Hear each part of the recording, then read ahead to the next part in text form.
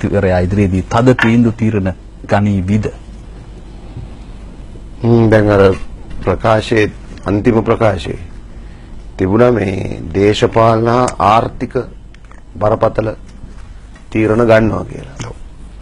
දැන් ජනාධිපතිතුමා බලයට ආපු අලුත එතුමා ප්‍රකාශයක් කරා මේ අපි මහා දැවැන්ත ආර්ථික අර්බුදයක ඉන්නවා කියලා. අපි ලොකු ණයබරක ඉන්නවා, වාරිකක් ජවා ගන්න බෑ. මෙච්චර කල් රට කරපු අයගේ වැරද්දෙන් තමයි මේක වෙලා තියෙන්නේ කියලා. එතුමා මෙච්චර කල් රට කරේ නෑ වගේ තමයි කතා කරේ. ඒක වෙනම කතාවක්.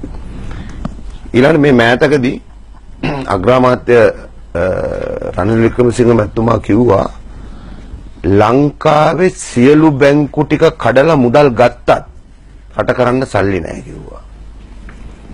ඒ නිසා අපි විදේශ ආයෝජන හරහා රට සංවර්ධනය කරන මාවතකට යනවා, රැකී ආරක්ෂා දසලක්ෂයක් ඒ හරහා නිර්මාණය කරනවා කියලා. තවත් අවස්ථාවක මීට ටිකක් කලින් ආණ්ඩුව ආපු අලුතම රනිල් වික්‍රමසිංහ අග්‍රාමාත්‍යතුමා ප්‍රකාශ කළා ජනතාවට තිත්ත බෙහෙත් බොන්න ලෑස්ති වෙන්න කියලා. දැන් මීට සතියකට විතර කලින් පත්තර වාර්තා කරා එතුමා ප්‍රකාශ කරා කියලා වසරකට ඩොලර් මට මතක විදියට කෝටි 4500ක් අපි අපේ අපනයන ආදායමයි ආයෝජනය වල එකතුව අත්පත් කරගන්න ඕන, නැත්තම් මේ අර්බුදෙන් ගොඩ යන්න බෑ කියලා.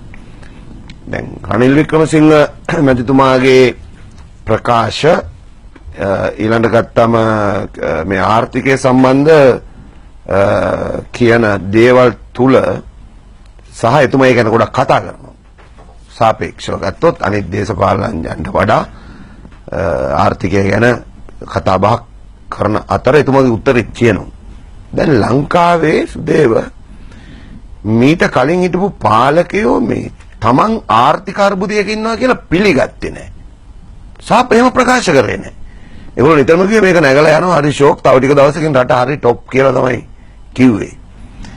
දැන් රනිල් වික්‍රමසිංහ මහත්තයයි ජනාධිපතිතුමායි ආණ්ඩුවේ සමහර පාර්ශවයි ප්‍රකාශ කරන දේවලිනුයි ආර්ථික විශේෂඥයෝ කියන කරුණු වලිනුයි ඉතා පැහැදිලි මේ කියන්නේ බොරු නෙමෙයි කියලා. අපි ණයවල වාරික ගෙවා ගන්නත් අපිට ණය ගන්න උනානේ. ආණ්ඩුව ආපු ගමන්ම වගේ එහෙම ණය ගත්තා. ඉතින් ඒකෙන් පේනවා දැන් මේ අපි බරපතල ඩොලර් පිළිබඳ අර්බුදයකට මුහුණ දීලා ඉන්නේ කියලා. මට මතකයි ලංකාවේ ලොකු ගැටුමක් ඇති වුණානේ දේශපාලනේ වැට් එක ගෙනාපු වෙලාවේ. වැට් එක ගෙනාපු වෙලාවේ ආණ්ඩුවට එරෙහිව ලොකු ජනමතයක් ගොඩ නැගුණා. දෙකම වුණා. වෙළඳ ව්‍යාපාර ගොඩක් වැහුවා රටේ, උද්ඝෝෂණ ආවා, කළුකොඩි දැම්මා, ලොකු අරගලයක් ආවා. අධිකරණ ක්‍රියාමාර්ග වලට ගියා, මහපාරේ අරගල ආවා. ඒ වෙලාවේ වැට් එක ගැනත් රජයේ පාර්ශ්වයේ මැති ඇමතුරු කිව්වා අපි මේක දාන්නේ බොහොම ටික කාලයකට. අපිට තව ටික දවසකින් ඩොලර් හම්බ වෙනවා, විදේශ විනිමය හම්බ වෙනවා. එතකොට අපි මේක අයින් කරගන්නවා. එහෙම තමයි පැහැදිලිව කිව්වේ. එතකොට දැන් ඔය මෑත කාලේ ඇතිවෙච්ච අරගල සටන් උද්ඝෝෂණ ඒ පිටිපස්සේ ඊටාම පැහැදිලිව පේන්න තියෙනවා මේ ආණ්ඩුව වර්තමානයේ ගනු ලබන ආර්ථික තීරණවල ඵලයක් තමයි ආර්ථික අර්බුදය මත පදනම් වෙලා ගනු ලබන තීරණවල ඵලවලත් එක්ක තමයි මේ අරගල සටන් ගොඩක් නිර්මාණය වෙලා තියෙන්නේ. දැන් උදාහරණයකට ගත්තොත් ආණ්ඩුව වියදම් අඩු කරන්න එකඟ වෙලා තියෙනවා ජාත්‍යන්තර මූල්‍ය අරමුදලට වියදම් අඩු කරන්න. එතකොට දැන් වියදම් අඩු කරනවා කියන එකෙන් අදහස් කරනවා අපි එකතු කරගන්නු ලබන ඩොලර් වලින් යම් ප්‍රමාණයක් අපි ඉතුරු කරගන්නවා කියලා. එතකොට ඩොලර් එන විදිය අපි දන්නවනේ.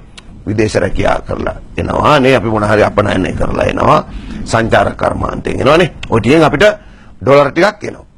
දැන් මේ ආණ්ඩුව ජනතාවත් එක්ක ගැටෙන්න ගත්ත දේශපාලනයේදී දැන් වැට් එක ගැව්වේ මොකටද කියලා බැලුවොත් දැන් ආණ්ඩුවම කියනවා විදේශ විනිමය අපිට ලැබුණම මේක අත්හරිනවා කියලා.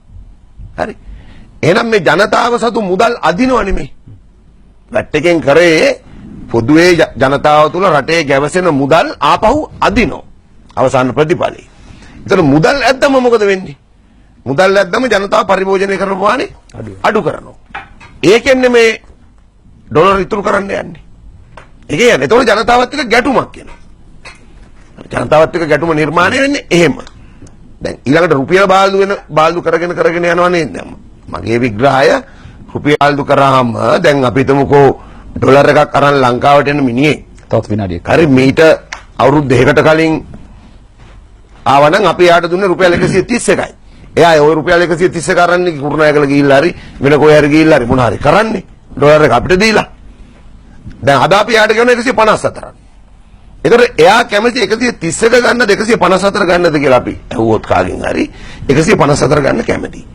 එහෙනම් අපිට එක පැත්තකින් තර්ක කරන්න පුළුවන් මේ ආයෝජකයෝ ගෙන්න ගන්න ඒගොල්ලෝ දිරිමත් කරන්න තමයි රුපියල අප්‍රමාණය කරන්නේ. එහෙම තියෙනවා. දැන් එහෙම අප්‍රමාණය කරනකොට මේක මම ගත්තා කලින් ඩොලර් එකක් වටින එක රුපියල් 131කට දැන් මම ඒ භාණ්ඩෙම ගන්න ඕන 154කට. හරි. එතකොට මොකද වෙන්නේ? ආයි ආණ්ඩුවත් එක්ක එනවා ජනතාවගේ ගැටුම.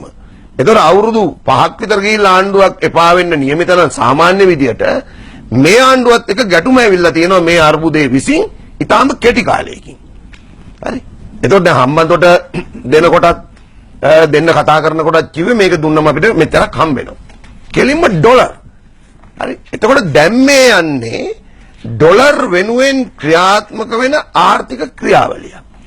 ඒක හරහා ඇති වෙන ඒක කරන්න යනකොට ඇති වෙන ගැටුම. මම අහන්නේ ජනාධිපතිතුමාට මේකට මොනවද කරන්න පුළුවන්? ජනාධිපතිතුමාට මොකද්ද කරන්න පුළුවන්? ජනාධිපතිතුමාට කරන්න දෙයක් නැහැ මේකට. හරි. අගමැතිතුමා තමයි ආර්ථික සලස්ම හදලා තියෙන්නේ. ඒතර ආණ්ඩුවේ නායකයා අගමැතිතුමා. අවසන් කරමු. හරි. එතකොට ඒ අගමැතිතුමා මූලික කරගත් ආණ්ඩුවේ ආර්ථික සලස්ම වෙනුවෙන් අද වෙනකන් එතුමා කිසිම බාල්දියක් පෙරලා නැහැ. ඒගොල්ලෝ යන්නේ එකගතාවෙන්. හැබැයි දේශපාලන තුලනයක් කරන්න එතුමට තියෙනවා. මේ එළිය අරගලයක් එනවනේ මේවට විරුද්ධව. මහපාරේ අරගලයක් තියෙනවා. දිගට අරගල වෙච්ච හැටි කීතයක දැනුත් තියෙනවා. ඒක එනකොට ඒක කළමනාකරණය කරලා Tamanට දේශපාලන වාසියක් ගන්න Taman වෙන ලයින් එකක ඉන්නවා වගේ පෙන්නනවා. දැන් මේ ඇවිල්ලා තියෙනවනේ සෞඛ්‍ය අමාත්‍යාංශයේ සෞඛ්‍ය අමාත්‍ය විචාරයක් තියෙනවා. මොනවද නෙවෙන්නේ? $1 හම්බ වෙනවද? බරපතල ප්‍රශ්නයක් තියෙනවා. ණයවල වාරිකය ගෙවා ගන්න බැරි මිනිහෙකුට ආයි ණය දෙන්නේ මොකද? එහෙනම් ආණ්ඩුව එකක වෙච්ච බරපතල දේවල් තියෙනවා. ඒ බරපතල දේවල් ක්‍රියාත්මක කරන්න යෑමෙන් තමයි ගැටුම එන්නේ. ඒකට ජනාධිපතිට මොකුත් කරන්න බෑ. ඒ නිසා ජනාධිපති ඔය ගන්න තීන්දුව తీරන මහ ලොකු මේ දේශපාලනේ වෙනසක් කරන්න හේතු වෙන දේවල් කියලා අපි විශ්වාස කරන්නේ.